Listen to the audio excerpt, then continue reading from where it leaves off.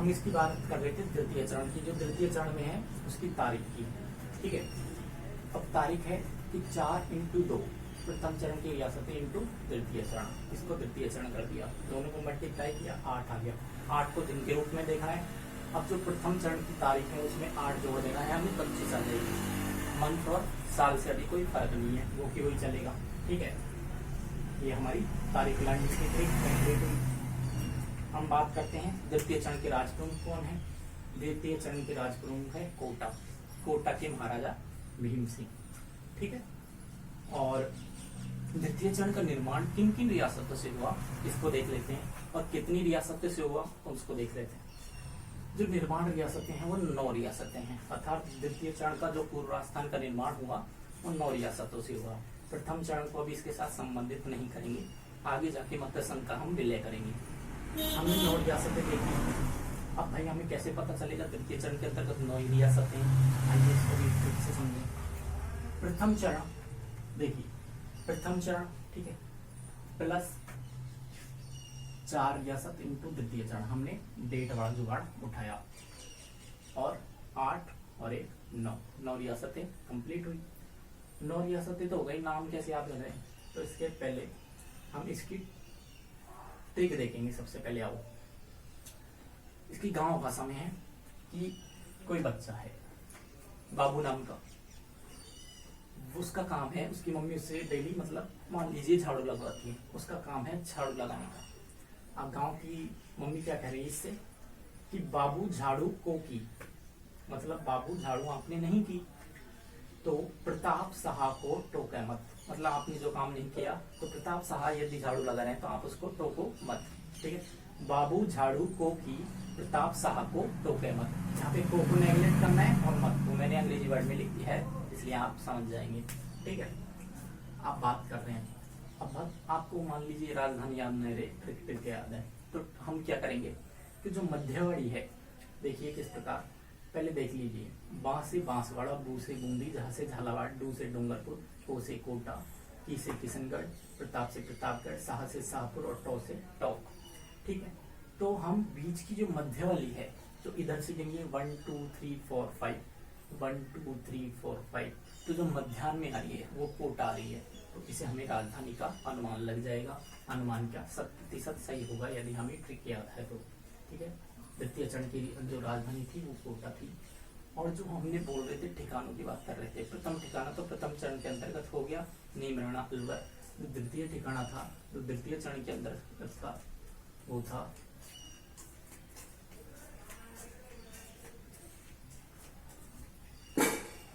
कुशलगढ़ बांसवाड़ा। ठीक है, और तृतीय चरण की इस प्रकार बात करें तो तृतीय चरण है उसको बोलते हैं संयुक्त राजस्थान।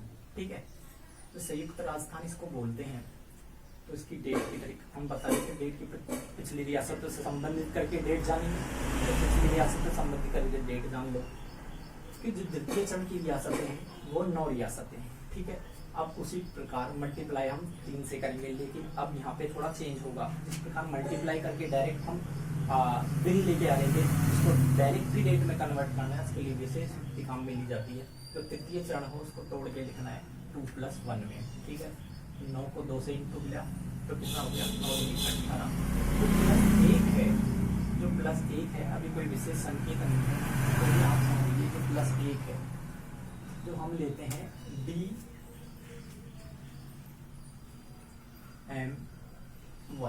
ठीक है, तो देखिए ये होता है DM 1 नंबर पे, ये होता है M 2 नंबर पे, ये है 3 नंबर पे। जो 2 नंबर पे M है, ये देखिए 2 नंबर पे M में +1 जोड़ना है, मंथ में मतलब 1 जोड़ना है। ठीक है, तो मंथ में 1 जोड़ा तो मार्च में 1 मंथ जोड़ा तो क्या हो गया अप्रैल। ठीक है, 1948 आपको सनों का क्रम लास्ट में ढंग से बता दिया जाएगा, और फिर भी आप इसे याद रख सकते हैं, 3 तक तो सेम ही चलेगा। ठीक है, आइए इसके राजप्रमुख की बात करते हैं। तृतीय चरण के राजप्रमुख थे गोपाल सिंह जी, है ना। और निर्माण रियासतों की बात करते हैं, किन किन रियासतों से मिलकर तृतीय चरण का निर्माण हुआ। तो जो 9 रियासतें द्वितीय चरण की हम बता रहे थे, पिछले चरण की भी लेंगे तो लगातार अब इनको तो सम्मिलित किया जाएगा, किंतु प्रथम चरण की रियासतों को इसके साथ सम्मिलित अभी नहीं किया जाएगा। तो पिछले चरण को इसके साथ सम्मिलित करें तो 9 रियासतें और 1 रियासतें जो तृतीय चरण में मिली हैं। हमें कैसे पता चलेगा भाई 9 रियासतें तृतीय चरण की लेनी है? तो इसका सीधा युक्ति ये है कि तृतीय चरण में आते 2+1 करके हम तोड़ेंगे, तो 2+1 से तो हो गया द्वितीय चरण, +1 का अर्थ है इसमें 1 रियासत और जोड़नी है, वो है तृतीय चरण में। तो हमें याद आ जाएगा कि उदयपुर इसमें जोड़नी है, और इसकी ट्रिक से भी हम इसको समझ जाएंगे। उदयपुर को मेवाड़ भी कहा जाता है। हम इसकी ट्रिक देख लेते हैं कि वही ट्रिक है, बाबू झाड़ू पोकी उदय प्रताप, जो प्रताप था उसका नाम कर दिया हमने उदय प्रताप। उदय प्रताप सहा को टोके मत, ठीक है। अब इसकी राजधानी है, जो भी हम रियासत इसमें जोड़ते हैं उसको ही राजधानी बना देते हैं उदयपुर। उदयपुर राजा भोपाल सिंह जी थे, ठीक है। इसी प्रकार हम चतुर्थ चरण की बात कर लेते हैं। चतुर्थ चरण की स्टार्टिंग की बात करते हैं। चतुर्थ चरण को बृहत राजस्थान कहा जाता है। बृहत राजस्थान किस प्रकार कहा जाता है उसके बारे में चर्चा करेंगे। तो जो बात है कि चतुर्थ चरण के अंतर्गत इसका क्या योगदान रहा, इसके अंतर्गत जो सरदार वल्लभ भाई पटेल है उनका विशेष योगदान रहा है, जो हमारे लौह पुरुष माने जाते हैं, स्टैच्यू ऑफ यूनिटी, ठीक है, उनका स्टैच्यू भी बनाया है। और आइए इसकी चतुर्थ चरण की दिनांकी देख लेते हैं। पिछले चरण की रियासत से संबंधित बात करेंगे। तो पिछले चरण की रियासतें टोटल अब तक कितनी हो चुकी है? पिछले चरण के साथ 10 रियासतें हो चुकी है, ये देखिए, ठीक है। अब 10 रियासतें हो चुकी है तो वही वाली ट्रिक चलेगी। पिछले चरण की 10 रियासतें इंटू चतुर्थ चरण। चतुर्थ चरण को 2 भागों में तोड़ा, 3+1, ठीक है। 3+1 में हमने तोड़ा तो हम 10 इंटू 3 करेंगे, वो क्यों 30 हो गया। जो हम बता रहे थे ये 3, इसको अब की बार मंथ में लेना है। किसमें? मंथ में।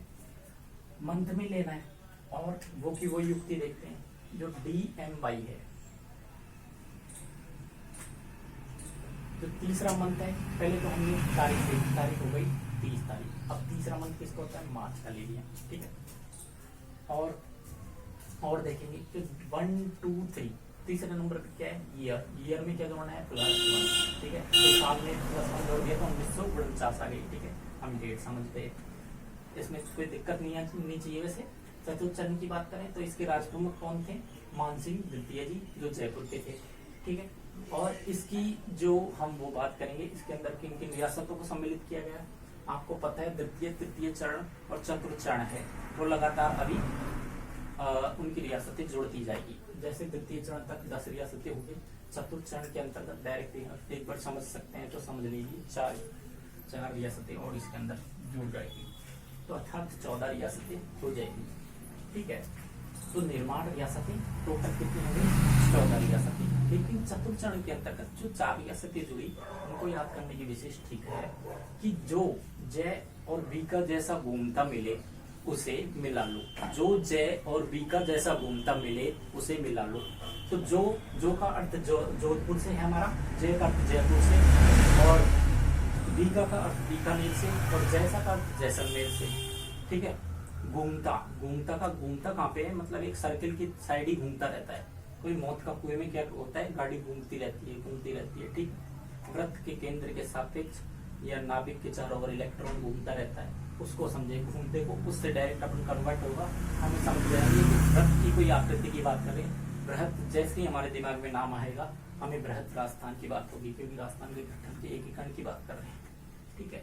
तो हमें ये पता चल जाएगा। हम बात कर रहे हैं जो तृतीय ठिकाना था वो कौन सा था? तो चतुर्थ चरण के अंतर्गत तृतीय ठिकाना है वो है लावा, जो कि जयपुर में स्थित है, ठीक है। अब पंचम चरण की भी इसी प्रकार बात करेंगे।